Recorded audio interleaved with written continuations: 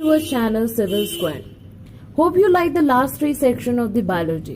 आज हमारा cell cycle and cell division का लास्ट लेक्चर है, दैट इज मियोसिस, जिसको हम लोग मियोटिक भी कहते हैं. It's also called reduction division. Last 3 lecture में हम लोग cell cycle and cell division के कुछ इंट्रोडक्शन पार्ट देखे थे, इंटरफेस के बारे में देखा था, और एक लेक्चर में हम लोगों ने एम फेज देखा. एम फेज यानी कि इक्वेशनल डिवीजन देखा. आज हम लोग देखेंगे मियोसिस, मियोटिक वन. ये ऐसा टॉपिक है जिसमें अक्सर बच्चे कंफ्यूज हो जाते हैं क्योंकि ये थोड़ा कॉम्प्लेक्स प्रोसेस है, लेकिन आज मैं इसको सिंपल वे में समझाने की कोशिश करूंगी. सबसे पहले मैंने यहाँ लिखा है the term by Farmer and Moore. Which term? Meiosis का टर्म, जो मियोसिस वर्ड है वो फार्मर एंड मुरे ने ये टर्म दिया था. Who has given this term? Farmer and Moore. Now we will discuss what is meiosis. ऐसी क्या स्पेशल चीज है मियोसिस में जो इसको मियोटिक से अलग करता है. मियोसिस एक स्पेशल काइंड ऑफ डिवीजन है जो क्रोमोसोम नंबर को हाफ करता है. Reduction division. वहां पे क्या था कि पेरेंट सेल्स जब 2n थे तो डॉटर सेल्स भी 2n थे, लेकिन यहाँ पे अगर पेरेंट सेल 2n है तो एंड में हम लोग को जो डॉटर सेल्स मिलती हैं वो n है. ये स्पेशल है कि यहाँ पे रिड्यूस क्रोमोसोम नंबर रिड्यूस हो जाता है बाय हाफ, जिसकी वजह से हैप्लॉइड सेल्स का फॉर्मेशन होता है. हम लोगों ने देखा था कि मियोसिस रिप्रोडक्टिव सेल्स में है, जो मैंने लास्ट लेक्चर में भी बोला था. यहाँ पे बोल रही हूँ कि ये रिप्रोडक्टिव सेल्स में टेक प्लेस होता है, तो वही माइटोसिस सोमैटिक सेल्स में होता है. मियोसिस की जो की पॉइंट है, जो मोस्ट इंपॉर्टेंट पॉइंट है, वो ये है कि मियोसिस में 2 साइकिल होती है. 2 साइकिल किसकी होती है? न्यूक्लियस की. मतलब न्यूक्लियस 2 बार डिवाइड करता है. And cell division called meiosis 1, और उसको कहते हैं, जब पहली बार डिवाइड करता है उसको हम लोग कहते हैं मियोसिस 1, जब दूसरी बार डिवाइड करता है तो उसे हम लोग कहते हैं मियोसिस 2. मियोसिस सेकेंड जो है वो माइटोसिस की तरह सिमिलर प्रोसेस होता है. डिफरेंस यही है कि यहाँ पे 4 हैप्लॉइड सेल्स बनते हैं, वहां पे 2 डिप्लॉइड सेल्स बनते थे. इस प्रोसेस में हम लोगों ने बोला कि 2 बार सीक्वेंशियल साइकिल चलती. तो आपका दिमाग दौड़ा होगा, मतलब 2 बार यानी कि एक बार इंटरफेज हुआ उसके बाद ही तो क्या एम फेज स्टार्ट होता है, तो यानी कि 2 बार इंटरफेज होगा. नहीं, ऐसा नहीं है यहाँ पे, लेकिन एक ही बार डीएनए रेप्लिकेशन होता है. अब इंटरफेज और डीएनए रेप्लिकेशन का क्या इंटरलिंक है ये तो आप समझ ही रहे होंगे. इंटरफेज ही है जहां पे डीएनए का रेप्लिकेशन होता है. तो ऑफ कोर्स इंटरफेज एक बार हो रहा है, इसीलिए हम लोग कह रहे हैं only single cycle of DNA replication. अब एक डाउट आएगा, 2 बार न्यूक्लियस का डिवीजन हो रहा है लेकिन इंटरफेज, लेकिन सेल एक ही बार अपने आप को प्रिपेयर कर रही है. जी हाँ. इससे पहले मियोसिस 1 और मियोसिस 2 के बीच में एक फेज आता है जिसको कहते हैं इंटरकाइनेसिस, जो इंटरफेज से बहुत अलग होता है. क्यों? क्योंकि इंटरफेज 95% तक घंटे ले लेता है. 24 घंटे में से 95% टाइम इंटरफेज के पास होता है. इंटरकाइनेसिस शॉर्टेस्ट पीरियड होता है और जरूरी नहीं है कि हो. इंटरकाइनेसिस हो भी सकता है और नहीं भी हो सकता है, लेकिन इंटरफेज होता ही है. इंटरकाइनेसिस में डीएनए का रेप्लिकेशन नहीं होता है, लेकिन इंटरफेज में डीएनए का रेप्लिकेशन होता है. मियोसिस में और डीपली बोले तो इसमें, मतलब इस लाइन को एक शॉर्ट में बोलेंगे तो बोलेंगे न्यूक्लियस 2 बार डिवाइड करती है और क्रोमोसोम 1 बार डिवाइड कर रहा है. राइट. डीएनए रेप्लिकेशन, डीएनए कहाँ होता है? क्रोमोसोम के अंदर. तो क्रोमोसोम कितनी बार डिवाइड कर रहा है? 1 बार. Let's look after first of all meiosis first. Meiosis first को हम लोग हेट्रोलाइटिक डिवीजन भी कहते हैं. हेट्रोलाइटिक डिविजन क्योंकि यहाँ पे डॉटर सेल्स डिवाइड कर रही है. राइट. यहाँ पे क्रोमोसोम नंबर हाफ होता है, मतलब एक होता है मियोसिस 1 और एक होता है मियोसिस 2. हमने बोला कि क्रोमोसोम एक ही बार डिवाइड करता है, और किस फेज में डिवाइड करता है? वो मियोसिस 1 में. तो क्रोमोसोम एक ही बार डिवाइड करता है मियोसिस 1 में, और मियोसिस 2 में क्रोमोसोम का डिवीजन नहीं होता है. इसलिए मियोसिस 1 को हम लोग कहते हैं हेट्रोलाइटिक डिवीजन, क्योंकि यहाँ क्रोमोसोम का नंबर हाफ हो रहा है. अब मियोसिस 1 में उसी तरह 4 फेज हैं जैसे माइटोसिस में थे. Prophase 1, anaphase 1, metaphase 1, telophase 1. बस डिफरेंस ये है कि यहाँ पे 1 ऐड हो जाता है. और अगर हम सेकेंड में जाएंगे तो prophase 2, telophase, metaphase 2, anaphase 2, telophase 2. Prophase 1 सबसे कॉम्प्लेक्स फेज होता है. पूरे इस चैप्टर में सबसे ज्यादा जो कॉम्प्लेक्स फेज है प्रोफेज 1, प्रोफेज 2 में वो प्रोफेज 1 होता है, क्योंकि प्रोफेज 1 में ही खुद में ही 5 प्रोसेस है. इसीलिए हम लोग कहते हैं ये थोड़ा लंबा भी है और कॉम्प्लेक्स फेज भी है. 5 फेज कौन कौन से होते हैं? पहले लेप्टोटीन, दूसरा जाइगोटीन। इसको हम लोग सीक्वेंस में ऐसे लिखते हैं, पहले लेप्टोटीन, या आप एनसीईआरटी में ये लिख लेंगे अपने कॉर्नर में, प्रोफेज 1 में सारे फेजेस को एक लाइन में लिखेंगे, leptotene, zygotene, pachytene,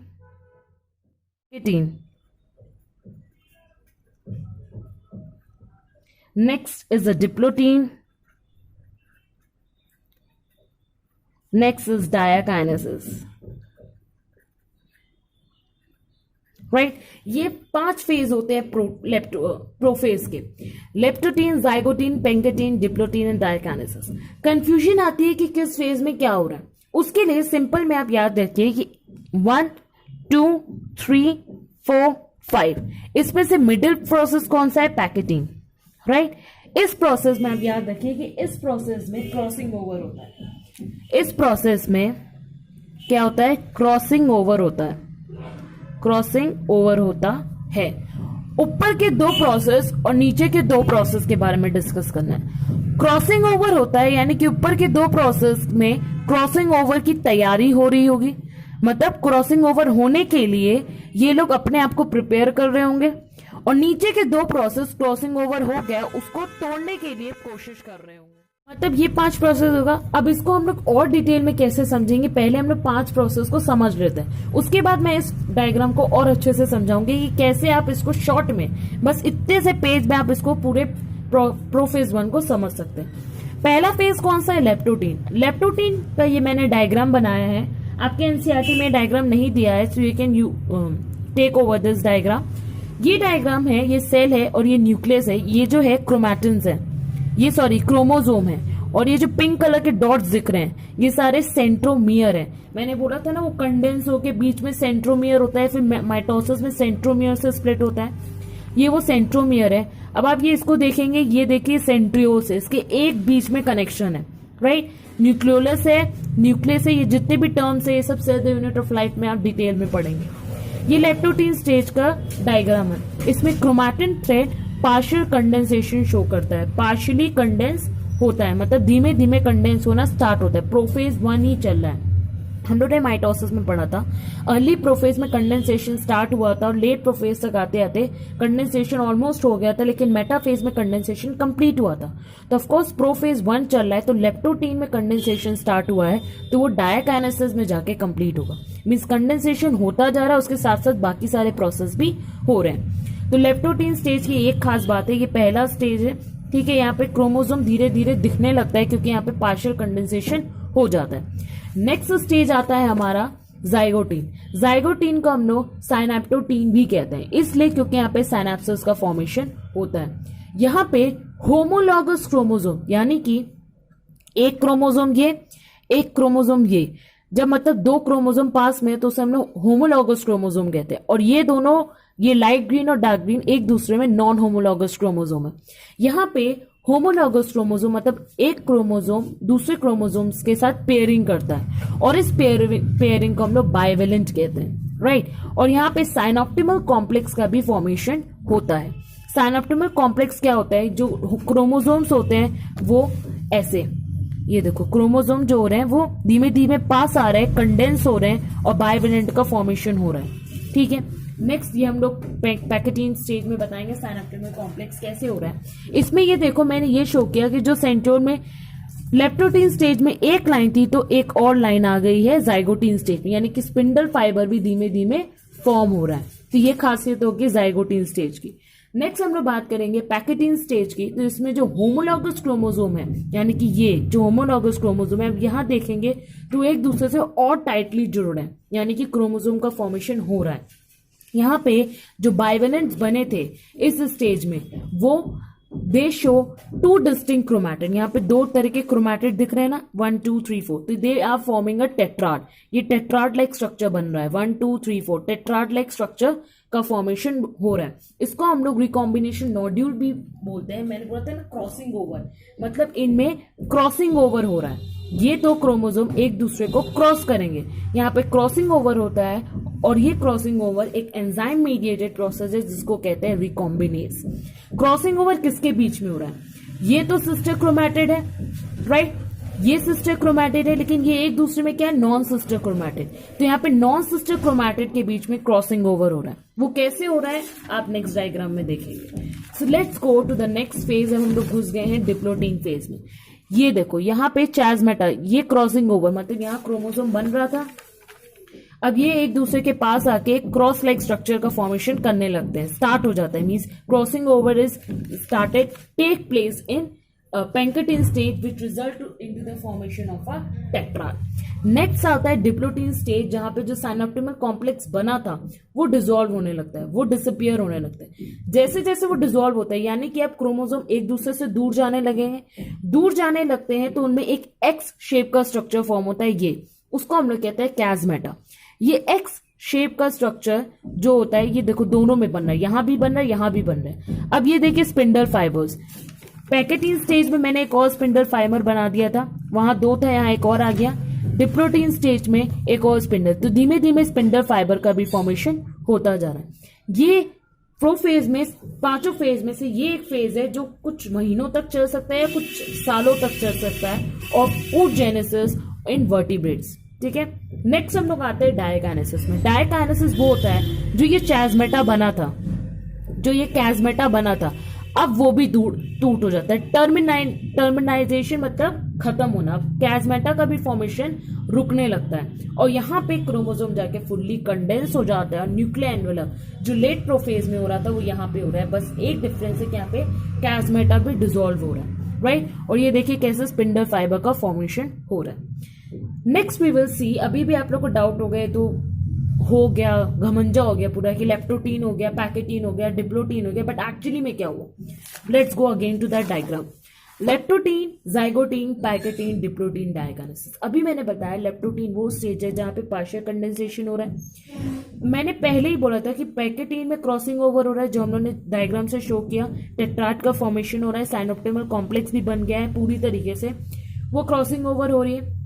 crossing over होने के लिए उसको तैयार किया गया था किस फेज में, लेप्टोटीन और जाइगोटीन। अब डायरेक्ट ऐसे ओपन क्रोमोसोम में तो क्रॉसिंग ओवर हो नहीं सकता, आखिर उसके लिए बाइवेलेंट का भी बनना जरूरी है, मतलब दो क्रोमोसोम के बीच में कनेक्शन होना जरूरी, होमोलॉगस क्रोमोसोम होगा, तभी तो नॉन सिस्टर क्रोमैटिड्स बनेंगे और उनमें क्रॉसिंग ओवर होगा, करेक्ट।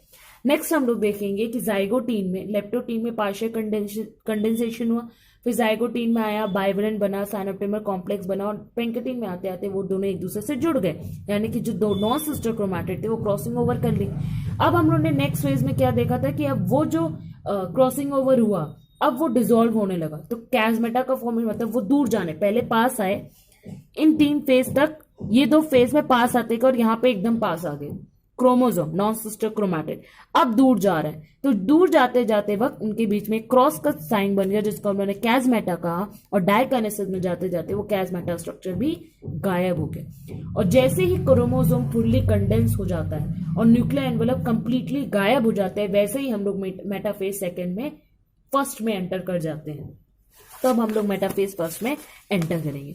मेटाफेज फर्स्ट और माइटोसिस फर्स्ट में डिफरेंस क्या है, वहां पे एक मेटाफेजिक प्लेट बनी थी, एक इक्वेटोरियल प्लेट बनी थी, यहाँ पे 2 बनती, क्योंकि यहाँ पे बाइवेलेंट स्ट्रक्चर है। बाइवेलेंट स्ट्रक्चर इन सेंस कि ये क्रोमोसोम, इस क्रोमोसोम ने इसके साथ चाज़मेटा का फॉर्मेशन करके अलग हुए थे, तो देखो इसका आधा पोर्शन इसके पास चला गया, इसका आधा पोर्शन इसके पास आ गया। ये दोनों ने अपने साथ किया था, तो इसका आधा पोर्शन इसके पास चला गया, इसका आधा पोर्शन इसके पास आ गया। यही डिफरेंस है माइटोसिस और मेयोसिस में कि यहाँ पे बाइवेलेंट का फॉर्मेशन होता है, वहां पे बाइवेलेंट का फॉर्मेशन नहीं होता है, राइट। तो यहाँ पे बाइवेलेंट्स अरेंज होते हैं इक्वेटर में, और डबल मेटाफेजिक प्लेट का फॉर्मेशन होता है। Next we will talk phase 1 bivalent. अगर आप ब्रीफली समझेंगे तो ये एक तरीके का स्ट्रक्चर है, जिसको हम हिंदी में संज्ञा कहते हैं, स्ट्रक्चर जो फॉर्म होता है प्रोफेज 1 के जाइगोटीन स्टेज में, जिससे क्रॉसिंग ओवर होता है, जिससे 2 क्रोमोसोम, 2 होमोलॉगस क्रोमोसोम अपने आप को क्रॉस करते हैं, अपने आप में जेनेटिक मटेरियल का ट्रांसफॉर्मेशन होता है। जैसे ये देखो डार्क ग्रीन और light green, right. Dark green, इसका डार्क ग्रीन पोर्शन इसके पास चला गया, इसका लाइट ग्रीन पोर्शन इसके पास आ गया, इसका लाइट ग्रीन इसके पास चला गया, इसका डार्क ग्रीन इसके पास आ गया, तो ये क्रॉसिंग ओवर की वजह से हुआ। इसके बाद हम लोग एंटर कर गए थे एनाफेज में। एनाफेज वो होता है जहां पे क्रोमोसोम का सेग्रीगेशन होता है, point to be noted. Listen, वहां पे एक प्लेट बनी थी, वहां सेंट्रोमियर स्प्लिट हुआ था और क्रोमोसोम सेंट्रोमियर का स्प्लिट हुआ था, लेकिन यहाँ पे सेंट्रोमियर स्प्लिट नहीं हो रहा है, पूरा होमोलॉगस क्रोमोसोम ही ऊपर चला जा रहा है, यानी ऊपर वाली प्लेट ऊपर चली जा रही है, नीचे वाली प्लेट नीचे आ जा रही है। तो इसलिए यहाँ पे क्रोमोसोम का सेग्रीगेशन होता है, लेकिन सेंट्रोमियर बिना डिवाइड किए पूरा क्रोमोसोम ही ऊपर चला जाता है, होमोलॉगस क्रोमोसोम ऊपर चला जाता है और ये नीचे आ जाता है। उसके बाद जब क्रोमोसोम स्प्लिट हो गया तो हम लोग टीलोफेज में आते हैं, तो हम लोग को सेल्स मिलती है 2 सेल्स। अब हम लोग देखेंगे कि इसमें डिफरेंस क्या है। ये डायड ऑफ सेल्स है, यानी कि यहाँ पे होमोलॉगस क्रोमोसोम 2 हैं और यहाँ पे भी होमोलॉगस क्रोमोसोम 2 हैं। स्टिल अभी ये प्रोसेस कंप्लीट यहाँ नहीं होता है। इसके पास मियोसिस सेकेंड होता है, क्योंकि हमें बनाना है n नंबर ऑफ क्रोमोसोम, यहाँ बना है 2n 2n। तो उससे पहले मैंने बताया था कि मियोसिस सेकेंड से पहले एक फेज आता है इंटरकाइनेसिस, जहां पे डीएनए का कोई रेप्लिकेशन नहीं होता और ये इंटरफेज से कंप्लीटली अलग होते हैं। सेल की ग्रोथ होती है, ये हो भी सकता है फेज और ये फेज नहीं भी हो सकता है। Meiosis second is very similar to mitosis, जिसमें प्रोफेज 1, मेटाफेज 1, एनाफेज 1, टीलोफेज 1। यहाँ पे एक मतलब यहाँ दो डॉटर सेल्स हम लोग को मिली है टीलोफेज 1 में, वही 2 डॉटर सेल्स मियोसिस सेकेंड में एंटर करती हैं और वही 2 डॉटर सेल पेरेंट की तरह एक्ट करके अपनी 2 डॉटर सेल्स बनाती है, जिसकी वजह से हम लोग को n number of haploid cells मिलते हैं। कैसे? ये हम लोग ने देखा तो होमोलॉगस क्रोमोसोम है। मेटाफेज में आए तो उन्होंने एक इक्वेटोरियल प्लेट बना ली, फिर एनाफेज में यहाँ पे जाके सेंट्रोमियर स्प्लिट करता है, यहाँ स्प्लिटिंग ऑफ सेंट्रोमियर। अभी तक होमोलॉगस क्रोमोसोम अलग हुए थे, माइटोसिस में भी सेंट्रोमियर स्प्लिट हुआ था, मियोसिस सेकेंड में भी सेंट्रोमियर स्प्लिट हो रहा है। मियोसिस फर्स्ट में क्रोमोसोम अलग हुए थे, होमोलॉगस क्रोमोसोम अलग हुए थे, लेकिन माइटोसिस स्प्लिट सेंट्रोमियर स्प्लिट नहीं हुआ था। इस फेज में प्रोफेज सेकेंड में यहाँ पे ये फेज जैसे ही साइटोकाइनेसिस होता है वैसे ही स्टार्ट हो जाता है। क्रोमोसोम बिफोर, क्रोमोसोम पूरी तरह से कंडेंस नहीं, उससे पहले ही ये स्टार्ट हो जाता है, वैसे वहां पे था। नेक्स्ट ये डिवाइड करते हैं तो अपनी 2 डॉटर सेल्स बनाते हैं जो n अमाउंट की होती है, ये डिवाइड करते हैं अपनी 2 डॉटर सेल्स बनाते हैं n अमाउंट की होती है। इसलिए हम लोग इसको रिडक्शन कहते हैं, क्योंकि ये 2n 2n है। जो डायड ऑफ सेल्स, मतलब डायड ऑफ सेल्स कहाँ फॉर्म हुई? टीलोफेज फर्स्ट में, और ये डायड मतलब ये 2n है और ये 2n है, करेक्ट। और हम लोग आ गए मियोसिस सेकेंड में, तो ये माइटोसिस से सिमिलर है। डिफरेंस मैंने बताया था कि इसमें n number of haploid cells का 4 डॉटर सेल्स बनती हैं, उसमें 2n की 2 डॉटर सेल्स बनती है, मतलब वहां डिप्लॉइड का फॉर्मेशन होता है और यहाँ पे हैप्लॉइड सेल्स का फॉर्मेशन होता है। इसको देखने के लिए एक मतलब इसको पूरे डायग्राम को ब्रीफली डिस्क्राइब करने के लिए मैं इसको 2n और n के फॉर्म में एक फ्लो चार्ट बनाते हैं, आप उसको देखिएगा। सी दैट ग्राफ, मैं माइटोसिस का ग्राफ। माइटोसिस मैंने बोला था पैरेंट सेल से स्टार्ट हुआ था, जिसका अमाउंट था 2n या फिर 46 क्रोमोसोम बोलते हैं। उसके बाद इसमें रिडक्शन डिवीजन नहीं हुआ, ये डायरेक्ट इक्वेशन डिवीजन हुआ, 2 डॉटर सेल्स बनी जो 2n अमाउंट की थी, यानी कि 46 क्रोमोसोम थी। ये क्रोमोसोम है। मियोसिस में आते हैं तो मियोसिस भी पैरेंट सेल से स्टार्ट हुई थी जो 46 क्रोमोसोम के साथ थी और 2n था। उसके बाद मियोसिस फर्स्ट की बात करें, मियोसिस फर्स्ट की बात करें तो यहाँ पे क्रोमोसोम नंबर हाफ हुआ, तो यानी ये हाफ हुआ तो ये भी हाफ होगा, तो क्रोमोसोम नंबर हाफ हुआ तो n बना, यानी कि ये 23 और 23 बना। मियोसिस सेकेंड इन्हीं 2 से स्टार्ट होता है। मियोसिस सेकेंड मैंने बताया कि वो माइटोसिस की तरह होता है, और माइटोसिस क्या है? Equational division. माइटोसिस इक्वेशनल है तो मियोसिस सेकेंड भी इक्वेशनल होगा, राइट। और मियोसिस फर्स्ट क्या होगा? रिडक्शनल। तो जब ये इक्वेशन होगा तो इनका जो डिवीजन होगा यहाँ पे n और n के डॉटर सेल्स बनेंगे 4 जो 23 क्रोमोसोम लेंगे। तो सिंपल यही था कि माइटोसिस इक्वेशन डिवीजन है तो 2n से स्टार्ट हो तो 2n बना, और मियोसिस फर्स्ट एक रिडक्शन डिवीजन है जहां पे क्रोमोसोम नंबर हाफ हुआ है और वो n के फॉर्म में बना। Meiosis second is similar to mitosis second, बस डिफरेंस ये है कि यहाँ पे 2n डॉटर सेल्स बनती है, यहाँ पे n डॉटर सेल्स बनती, इसलिए ये इक्वेशनल डिवीजन की तरह होता है। तो ये n नंबर की 4 डॉटर सेल्स बनाते हैं। So this is all about this chapter. इस चैप्टर से related, actually the m phase से रिलेटेड जितने भी क्वेश्चंस हैं वो मैं आपको डिस्क्रिप्शन बॉक्स में दे दूंगी, आप वो क्वेश्चन ट्राई कीजिएगा और उसका आंसर भी मैं दे दूंगी। And I hope you like this section. हम लोग नेक्स्ट लेक्चर से cell the unit of life start करेंगे, जो पूरा रट्टा मार चैप्टर है, बट उसको इजिली वे में कैसे आप याद कर सकते हैं वो मैं डिस्कस करूंगी। So if you like this chapter, I mean section, then like, comment, subscribe and share with your friends. Have a good day.